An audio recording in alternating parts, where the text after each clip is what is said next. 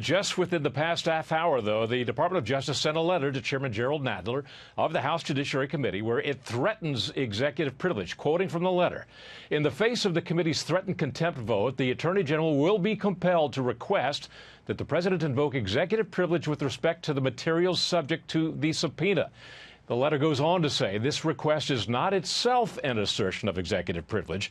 If the committee decides to proceed in spite of this request, however, the Attorney General will advise the President to make a protective assertion of executive privilege.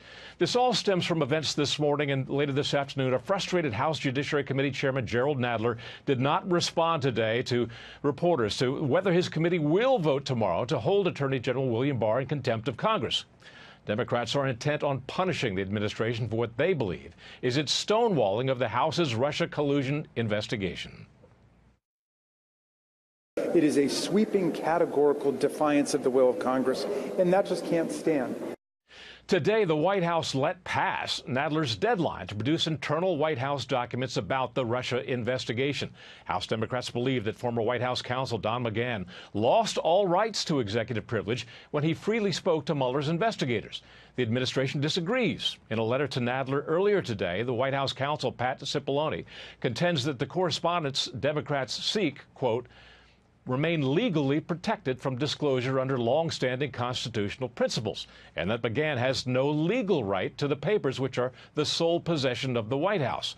McGahn's personal lawyer also wrote the committee, quoting, "Where co-equal branches of government are making contradictory demands on Mr. McGahn concerning the same set of documents, the appropriate response for Mr. McGahn is to maintain the status quo." And in his strongest statement yet about the Russia investigation, Senate Majority Leader Mitch McConnell today invoked the first stage of grief, denial, to describe the Democrats' attempts to keep the collusion narrative alive. The special counsel's finding is clear. Case closed. Case closed. The majority leader wants to say case closed. I don't blame him. 375 former federal prosecutors looked at the Mueller report and said publicly that the conduct of the president amounts to felony obstruction of justice. And amidst that conflict, a dozen Republican senators came to the White House to wade into another intractable problem. The White House is offering a new immigration proposal that would modernize ports of entry by scanning everything and everyone who passes through them. And a second proposal would emphasize merit-based immigration. And in a sign that neither proposal stands little chance of passage, there were no Democrats in attendance today. That's the latest, Shannon.